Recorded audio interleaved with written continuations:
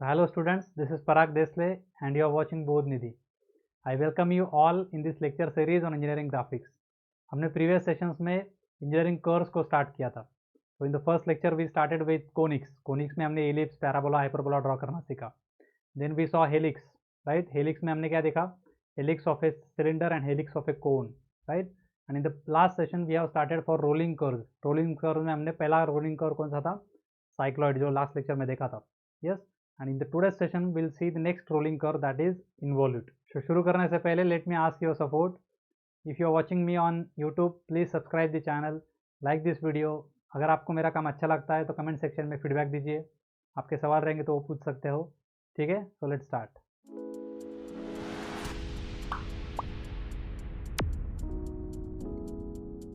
So let us start involute. आज के lecture में हमें involute क्या है वो समझना है, कैसे ड्रॉ करते हैं, कैसे तैयार होता है. तो जैसे मैंने बताया कि ये क्या है, एक रोलिंग कर्व है. जैसे साइक्लॉइड था, क्या हुआ था साइक्लॉइड में, हमने सर्कल को रोल किया था अलॉन्ग अ स्ट्रेट लाइन, और उस टाइम पे हमें पेरीमीटर के ऊपर कोई भी एक पॉइंट ले लिया था, उस पॉइंट का क्या पाथ आ रहा है वो हमने ट्रेस किया था. सही है, and that was the cycloid. उसी सीरीज में नेक्स्ट टाइप ऑफ कर्व है कॉल्ड एज इन्वॉल्यूट. तो इन्वॉल्यूट में क्या होता है, इसमें भी एक सर्कल रहेगा, ठीक है, और इसके ऊपर हम क्या करेंगे, एक थ्रेड को रैप करेंगे. थ्रेड को क्या करेंगे, लपेटेंगे. ठीक है, तो मैं ड्रॉ करता हूं. तो this is a circle and I have drawn a thread over this. अब हमने क्या किया है, इस सर्कल को लिया, ठीक है, और इसके एक पेरीमीटर के ऊपर एक कोई भी पॉइंट ले लो. यहां से मैंने क्या किया, एक टैंजेंट ड्रॉ किया. उस टैंजेंट को के अलॉन्ग हमें हमारा थ्रेड को सेट करना है. क्या करेंगे, एक थ्रेड लेंगे, फ्लेक्सिबल थ्रेड, जिसे हम इस सर्कल के पेरीमीटर के ऊपर चिपका देंगे, लगा देंगे, बांध देंगे. ठीक है, और उस थ्रेड को टाइट रखेंगे. यहाँ से मैंने पकड़ने के लिए उसको जगह रखा है. ठीक है, तो इस थ्रेड को मैं क्या करूंगा, यहाँ पे टाइट रखूंगा, टेंजेंशियल रखूंगा. इस रेडियस को क्या रहेगा, वो टेंजेंट रहेगा इस मूवमेंट पे. सही है, और उस थ्रेड का लेंथ मैंने कितना सिलेक्ट किया है, length is equal to perimeter of the circle. ये पेरीमीटर जितना है सर्कल का, उतना पेरीमीटर हमने लेंथ लिया है. अब हमें इसको क्या करना है, इस थ्रेड को इस सर्कल के ऊपर रैप करना है, मतलब क्या करना है, लपेटना है. तो चलिए करके देखते हैं क्या मिलता है. देखते हैं क्या करना है, हमें इस पॉइंट का पाथ ट्रेस करना है. सो दिस इज द सर्कल. ये सर्कल को हमने स्ट्रिंग बांध दिया है एट दिस पॉइंट. यहाँ से हमने एक स्ट्रिंग को, फ्लेक्सिबल स्ट्रिंग को अटैच किया हुआ है. यहाँ से मैंने एक हॉरिजॉन्टल लाइन ड्रॉ किया है. Can you see this, this is tangential at the bottom point. ये टेंजेंट है बॉटम पॉइंट पे सर्कल को, और इसका जो लेंथ लिया हमने, इसका लेंथ पेरीमीटर के इक्वल है. इस सर्कल का जो पेरीमीटर है वही इसका लेंथ है, और हमने जो स्ट्रिंग लिया है उसका लेंथ भी सेम ही है. Okay, so now what will do, अभी ये स्ट्रिंग का जो दूसरा एंड है, इस दूसरे एंड को हम ट्रेस करेंगे, इसका पाथ ट्रेस करेंगे. कब, जब मैं इस स्ट्रिंग को इसके ऊपर लपेटूंगा. किसके ऊपर, ये सर्कल के ऊपर जब मैं स्ट्रिंग को लपेटूंगा तो इसका पाथ हम ट्रेस करेंगे, और क्या मिलता है देखो. ये करते हुए हमें क्या करना है, स्ट्रिंग को हमेशा टाइट रखना है, मतलब स्ट्रिंग हर मूवमेंट पे टेंजेंशियल होना चाहिए. ठीक है, so now observe the path. At the every moment the string is tangential to the circle. तो इस तरह से हमने ये रैप किया. वो फिर से जहां से शुरू किया था उसी पॉइंट पे पहुंच गया. ऐसा क्यों हुआ, बिकॉज ये स्ट्रिंग जो है, इसका लेंथ और पेरीमीटर दोनों सेम है. अभी सेम इन्वॉल्यूट हम ऑब्टेन कर सकते हैं जब हम इसको अनरैप करेंगे. एग्जैक्टली सेम पाथ फॉलो होगा. अगर मैं इसे अनरैप करता हूं, जब मैं अनरैप करूंगा, keeping the string tight, keeping the string tangential always, I will get the same involute. Okay, तो रैप करो या अनरैप करो, इन्वॉल्यूट क्या मिलेगा, सेम ही मिलेगा. और ये पर्टिकुलर इन्वॉल्यूट जो आपको दिख रहा है, ये कौन सा इन्वॉल्यूट है, जिस केस में स्ट्रिंग का length is same as perimeter. So this is the curve that we have obtained. जो कहाँ पे खत्म हुआ, जहां से स्टार्ट हुआ था उसी पॉइंट पे वो कर्व खत्म हुआ. तो इस तरह से हमने देखा, इस पॉइंट को हम जब रैप कर रहे थे तो ये पॉइंट जो पाथ ट्रेस कर रहा है उसे हमने क्या नाम दिया, इन्वॉल्यूट नाम दिया. और ये कौन सा कंडीशन के लिए किया हमने, स्ट्रिंग लेंथ जो है वो सेम लिया है पेरीमीटर के लिए. सही है, तो चलिए डेफिनेशन पढ़ लेते हैं क्या है. An involute is a curve traced by the free end of a thread. Thread बोलो, स्ट्रिंग बोलो, free end of a thread. ये थ्रेड है, स्ट्रिंग है, free end of a thread, unbound from a circle. अभी इसमें क्या बोला है, अनबाउंड किया है. जैसे मैंने बताया कि ये आप इसको वाइंड करिए या अनवाइंड करिए, दोनों केस में क्या आता है, सेम ही इन्वॉल्यूट हमें मिलता है। तो ये डेफिनेशन अनबाउंड के फॉर्म में लिखा हुआ है, unbound from a circle in such way that the thread is always kept tight and tangential. Thread को क्या किया है, टाइट रखा है, टेंजेंशियल रखा है, जहां पे रेडियस वेक्टर रहेगा उस रेडियस वेक्टर को उस मूवमेंट पे वो टेंजेंट रहना चाहिए। तो ये जो केस है ये बहुत ही कॉमन केस है, जो कि एग्जाम में most of the university exams में इसके ऊपर ही क्वेश्चन आता है, इसको ही ड्रॉ करना होता है हमें।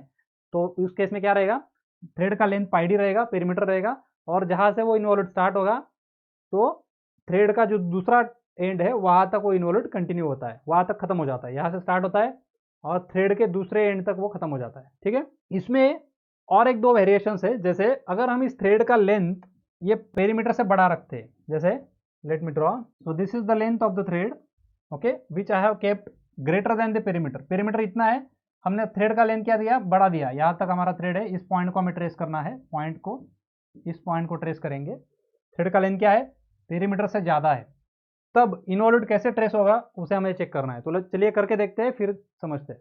अभी हमने क्या किया है, स्ट्रिंग का लेंथ जो है वो पेरीमीटर से बड़ा रखा है, can you see this, the length of the string is much more than the perimeter. अब हम देखते हैं कैसे इन्वॉल्यूट तैयार होता है। I will trace the outer point, मैंने स्ट्रिंग को टाइट रखा है,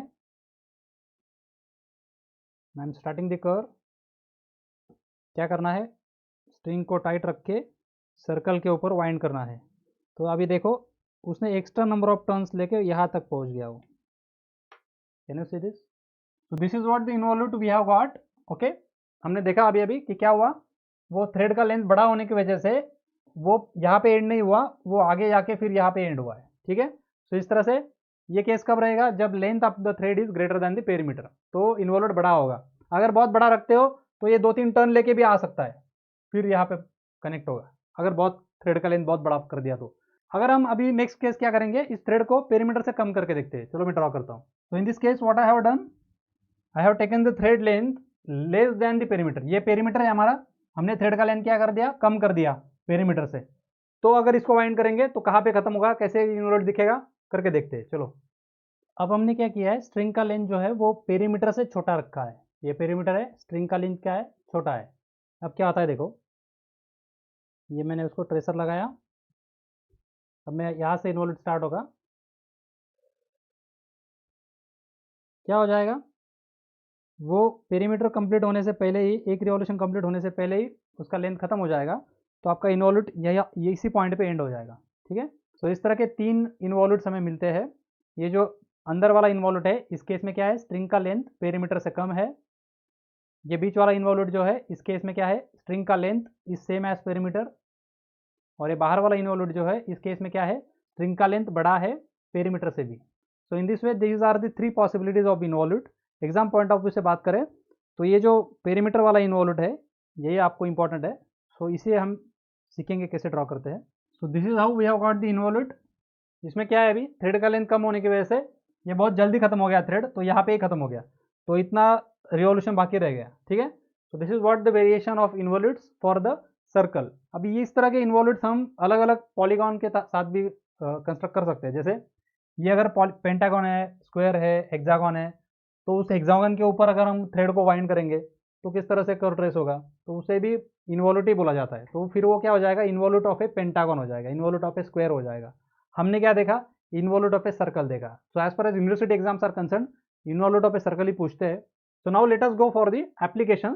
तो इसका एप्लीकेशन, सबसे बड़ा एप्लीकेशन है इसका गियर टूथ प्रोफाइल जो होते हैं वो इन्वॉल्यूट प्रोफाइल के, मोस्ट ऑफ द गियर्स के प्रोफाइल होते हैं। जैसे यहाँ पे देखो मैंने ड्रॉ किया, तो यहाँ पे क्या रहेगा, ये जो प्रोफाइल आप देख रहे हो ये किसी इन्वॉल्यूट का हिस्सा है, मतलब ऐसा नहीं कि पूरा के पूरा कर्व यूज होता है। अगर समझो ये इन्वॉल्यूट है तो इसमें से इतना हिस्सा ये वाला है, यहाँ पे समझ रहे हो, तो ये वाला है, ये एक इन्वॉल्यूट का हिस्सा है। तो उस इन्वॉल्यूट का इतना हिस्सा यहाँ पे लिया होता है। ये क्यों लेते हैं, क्योंकि ये मिनिमम सरफेस कांटेक्ट देता है, तो फ्रिक्शन बहुत कम देता है, तो ज़्यादा एनर्जी ट्रांसफर कर सकते हैं without friction between the 2 gears. Okay, so that is why involute profile teeth are selected, like in scroll compressor भी ये प्रोफाइल को यूज़ किया जाता है। तो इस तरह से सबसे ज़्यादा तो इसका गियर डिज़ाइन में यूज़ होता है। तो अभी हम देखेंगे कि इसको ड्रॉ कैसे करना है। तो आपको सवाल रहेगा कि भाई draw the involute of a circle with diameter 50 mm, इतना इंफॉर्मेशन सफिशिएंट है, ठीक है ना। इस केस में अभी क्या एज्यूम करना है, अगर इतना इन्फॉर्मेशन दिया है तो स्ट्रिंग लेंथ जो रहेगा वो पेरीमीटर के इक्वल एज्यूम करना है। अगर इन्फॉर्मेशन दिया नहीं स्ट्रिंग लेंथ के बारे में तो क्या रहेगा, जितना पेरीमीटर रहेगा उतना ही उसका स्ट्रिंग लेंथ रहेगा। तो पेरीमीटर निकालने के लिए क्या चाहिए होता है, सिर्फ डायमीटर चाहिए होता है। तो डायमीटर दिया हुआ है तो डायमीटर अगर लिख लेते हैं D is equal to 50 mm, तो पेरीमीटर कितना आएगा बाई डी, करो कितना आता है 157 आएगा शायद। अभी इसको यूज करके हमें क्या करना है, इनवॉल्यूट ड्रॉ करना है। तो इनवॉल्यूट ड्रॉ करने के लिए पहला प्रोसेस तो वही रहेगा, कॉमन सेंस है कि भाई हमें सर्कल के ऊपर थ्रेड को वाइंड करना है, तो हमें सर्कल निकालना पड़ेगा, उसको एक टेंजेंशियल थ्रेड निकालना पड़ेगा। जैसे ये डायग्राम था, इसमें क्या है, हमने सर्कल निकाला है, फिर ये बॉटम पॉइंट से ये टेंजेंट डाल दिया है, ठीक है ना। तो हमें इतना प्रोसेस पहले करना पड़ेगा, सर्कल निकालना पड़ेगा, बॉटम पॉइंट से एक टेंजेंशियल लाइन मार्क करना पड़ेगा, जिसका लेंथ कितना सिलेक्ट करेंगे, पाई डी सिलेक्ट करेंगे। So let's do it. तो अभी मैं क्या करूंगा, सर्कल का सेंटर ड्रॉ करने के लिए दो परपेंडिकुलर एक्सिस एक दूसरे को परपेंडिकुलर एक्सिस ड्रॉ कर लूंगा। जैसे ये देखो, इसको परपेंडिकुलर, ये दूसरा एक्सिस मैंने ड्रॉ किया, ये क्या मिल गया मुझे, अभी सर्कल का सेंटर मिल गया। तो इसको सेंटर ले लो और 25 mm का रेडियस का सर्कल ड्रॉ करो, करिए मेरे साथ। So I have drawn a circle of 25 mm radius. इसको अभी डायमेंशनिंग कर लो 550। Okay, so now we have to draw perpendicular from here. इस तरह से हमें लाइन ड्रॉ करना है जो इस वर्टिकल एक्सिस को क्या रहेगा, परपेंडिकुलर रहेगा। वो कैसे ड्रॉ करोगे, using set square. Set square screen के ऊपर डिस्प्ले हो रहा होगा। इस तरह से हमें क्या करना है, सेट स्क्वायर को सेट करना है और यहाँ पे इस एज को फॉलो करके एक लाइन ड्रॉ करना है। हो गया, so let me draw it for you. So इस लाइन का लेंथ कितना रहेगा, जितना पेरीमीटर है। स्ट्रिंग का लेंथ कितना लेते हैं हम, perimeter 157 mm। Okay, so now what we do next, we have to divide this circle into 12 equal parts. इधर से 30 डिग्री मेजर करो, ये लाइन आएगा, जिसको एक्सटेंड कर दो आगे। फिर इधर से 60 डिग्री मेजर करो, ये लाइन आएगा, उसको एक्सटेंड कर दो आगे। फिर इधर से 30 डिग्री मेजर करो, उस लाइन को एक्सटेंड करो। फिर इधर से 60 डिग्री मेजर करो, उस लाइन को एक्सटेंड करो। इस तरह से 12 हिस्से बन जाएंगे। करो मेरे साथ। तो मैंने 30 डिग्री का लाइन दोनों साइड पे एक्सटेंड किया, ये 60 डिग्री का लाइन एक्सटेंड किया, इस साइड पे 30 डिग्री का लाइन एक्सटेंड किया, इस साइड पे 60 डिग्री का लाइन एक्सटेंड किया। हो गए 12 हिस्से। सिमिलरली हमें क्या करना है, अभी इस लाइन के भी 12 हिस्से करने हैं। इस लाइन के 12 हिस्से करने के लिए मैंने क्या बताया है, अगर आपका राउंड अप नहीं आ रहा है, इसको डिवाइड बाय 12 करके देखेंगे। 157 डिवाइड बाय 12 कितना आता है, 13, अप्रॉक्सीमेटली 13 mm आता है। तो इस केस में ये राउंड अप अप्रॉक्सीमेटली आ रहा है सही, ठीक है ना। अगर ये सही नहीं आता है तो आपको क्या करना है, इंक्लाइन लाइन ड्रॉ करना है, जैसे मैंने लास्ट मेथड बताया था।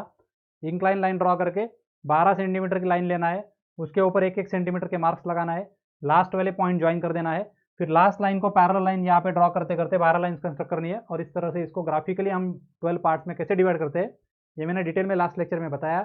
उस मेथड को फॉलो करके फिर कंटिन्यू करो। अगर वो नहीं करना है तो क्या करना पड़ता है, ये जो हमने मैथमेटिकली कैलकुलेट किया कितना है, 13 mm है, तो हर 13 mm के ऊपर एक मार्क लगाऊंगा मैं। तो मैं अभी इस लेक्चर में वो फॉलो कर रहा हूँ to save the time. So I will mark the point on every 13 mm। So in this way we have got 12 parts. Now show the length of the string which is equal to perimeter. अभी next step क्या है, हमें circle को और इस line को numbering करना है। तो नंबरिंग के लिए क्या करना है, साइक्लॉइड में हमें याद है कि हमने सर्कल को क्लॉकवाइज नंबरिंग किया था। इसमें क्या करेंगे, एंटी क्लॉकवाइज करेंगे। वैसे कुछ फर्क नहीं पड़ता है, लेकिन मोस्ट ऑफ द बुक्स में या सभी सॉल्यूशंस में वो एंटी क्लॉकवाइज लिया है, इसलिए वो नंबरिंग ले रहा हूँ।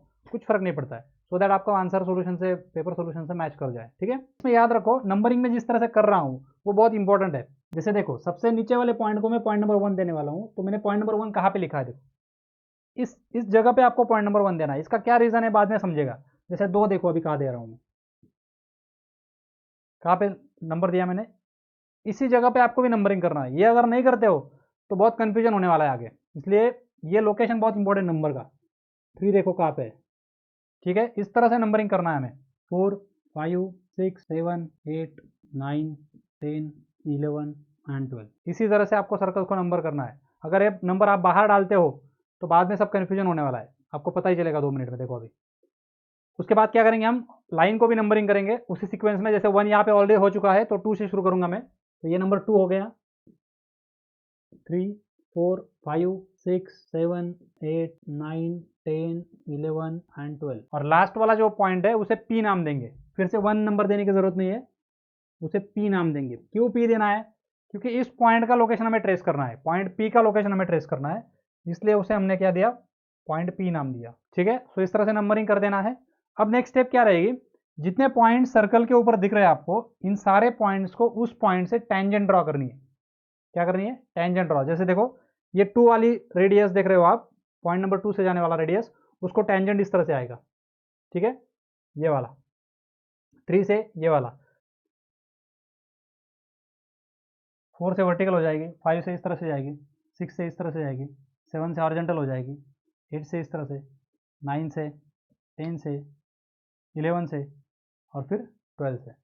इस तरह से हमें टेंजेंट्स को ड्रॉ करना है। ये अभी टेंजेंट्स ड्रॉ करने के बाद आपको पता चलता ये नंबर्स हमें समझ में ही नहीं आता कि कौन से नंबर का टेंजेंट है वो, ठीक है ना, इसलिए वो नंबर्स को अंदर देना जरूरी है और जिस तरह से मैंने दिया है उस पॉइंट के एकदम नज़दीक देना है तो वो क्लियर होता है।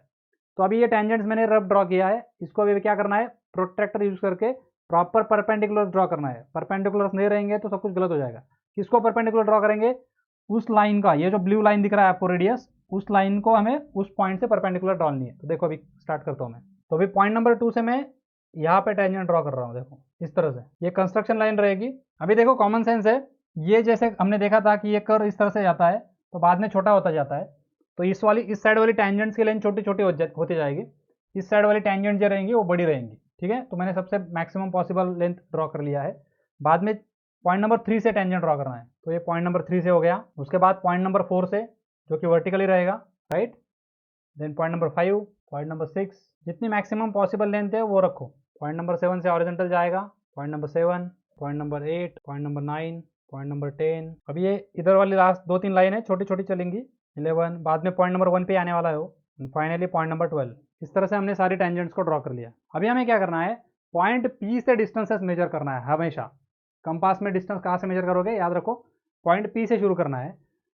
पॉइंट नंबर 1 ऑलरेडी हो चुका है तो पॉइंट नंबर 2 को स्टार्ट करना है। तो पी से पॉइंट नंबर 2 तक का डिस्टेंस लेना है। क्या करेंगे, पॉइंट पी से पॉइंट नंबर 2 तक का डिस्टेंस, इसको कंपास में लेना है। तो कंपास में अगर डिस्टेंस नहीं बैठ रहा है तो क्या करोगे, उस केस में क्या करना है, टोटल डिस्टेंस कितना है 157, उसमें से हमने कितने सेगमेंट्स को माइनस किया है, ये 1 to 2 सेगमेंट कितना है, एक सेगमेंट हमारा 13 mm का है, तो 157 में से 13 को माइनस कर दो, कितना बचेगा, उतना डिस्टेंस ले लो। कंपास में नहीं बैठ रहा है तो स्केल में ले लो, और अगर कंपास में बैठता है तो देखो पी से 2 में डिस्टेंस कंपास में लूंगा मैं, ये सर्कल के ऊपर वाला पॉइंट नंबर 2 है उसके ऊपर जाऊंगा और यहाँ पे आर्क मार्क करूंगा।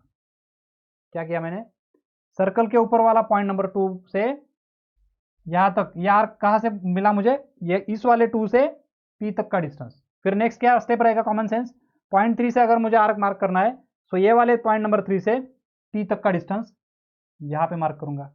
पॉइंट नंबर 4 पे क्या आएगा, ये वाले पॉइंट नंबर 4 से पी तक का डिस्टेंस यहाँ पे मार्क करूंगा।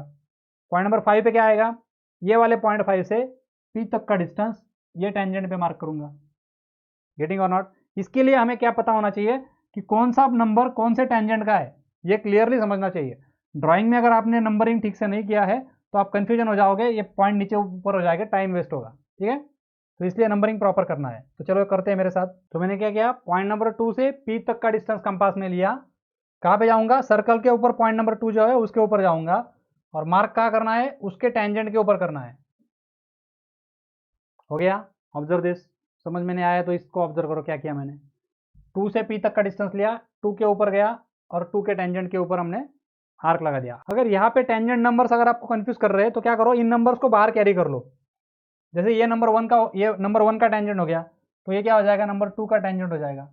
ये क्या हो गया, नंबर 3 का टेंजेंट, ये नंबर 4 का टेंजेंट, 5 का, 6 का, 7, 8, 9, 10, 11 और छोटा वाला लास्ट वाला 12 का। इस तरह से टेंजेंट्स को बाहर से भी नंबरिंग कर सकते हो, ठीक है। अभी शुरू करते हैं। पॉइंट नंबर 2 का हो गया है, अभी पॉइंट नंबर 3 पे जाएंगे। 3 से पी तक डिस्टेंस मेजर किया कंपास में, कहाँ पे जाऊंगा, सर्कल के ऊपर वाला 3 ढूंढूंगा, ये वाला सर्कल के ऊपर वाला 3, उसके ऊपर कंपास रखूंगा और आर्क कहाँ पे लगाऊंगा, उसकी टेंजेंट, 3 की टेंजेंट, उसके ऊपर आर्क लगाऊंगा।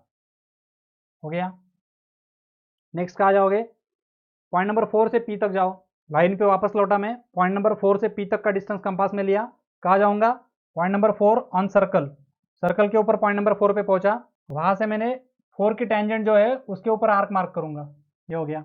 फिर से लाइन के ऊपर लौटा, 5 से पी तक का डिस्टेंस कंपास में लिया, फिर सर्कल का 5 ढूंढूंगा, सर्कल का 5 मिल गया, सर्कल के 5 के टेंजेंट के ऊपर आर्क लगाया, फिर से लाइन के ऊपर लौट गया, 6 से पी डिस्टेंस कंपास में लिया और सर्कल के ऊपर वाला 6 ढूंढा, वहां से 6 के ऊपर टेंजेंट लगाया, फिर आगे बढ़ूंगा, लाइन के ऊपर वापस आया, 7 टू पी डिस्टेंस कंपास में लिया, सर्कल के ऊपर वाला 7 पॉइंट ढूंढा, उसकी टेंजेंट के ऊपर मार्क किया, लाइन के ऊपर वापस आया, डिस्टेंस 8p डिस्टेंस कंपास में लिया, पॉइंट 8 के ऊपर गया सर्कल के ऊपर, 8 के टेंजेंट के ऊपर मार्क किया, लाइन के ऊपर वापस आया, 9 से p तक का डिस्टेंस कंपास में लिया, सर्कल के ऊपर 9 पे लौटा, 9 की टेंजेंट के ऊपर मार्क किया, 10 से p डिस्टेंस कंपास में लिया, सर्कल के ऊपर 10 पे गया, 10 के टेंजेंट के ऊपर मार्क किया, 11 टू p डिस्टेंस कंपास में लिया, सर्कल के ऊपर 11 पॉइंट नंबर पे गया, 11 के टेंजेंट के ऊपर मार्क किया, एंड फाइनली 12 के ऊपर गया, 12 टू p डिस्टेंस कंपास में लिया, सर्कल के ऊपर पॉइंट नंबर 12 पे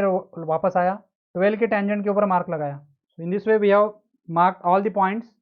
अभी हमें क्या करना है, इन सारे पॉइंट्स को स्मूथ कर्व से ज्वाइन करना है। इन पॉइंट्स को आप नाम भी दे सकते हो, उससे पहले उनको पिन करना है। So name and pin them. So this is P1, P2, P3, P4, P5, P6, P7, P8, P9, P10, P11 and P12. Now join all these points with a smooth curve.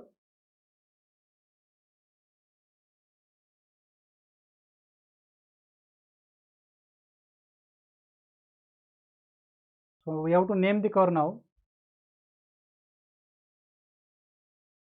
So in this way we have completed this question. In most of the university questions, they ask you to draw involute of a circle with a string length equal to the perimeter of the circle only. So we have done that. So I hope you enjoyed this session. अगर आपको अच्छा लगा है तो please hit the like button. YouTube पे अगर subscribe नहीं किया है अभी तक तो please subscribe my channel Bodhnidhi by Parag Desle. Comment me your suggestions, your questions, I will try to answer them.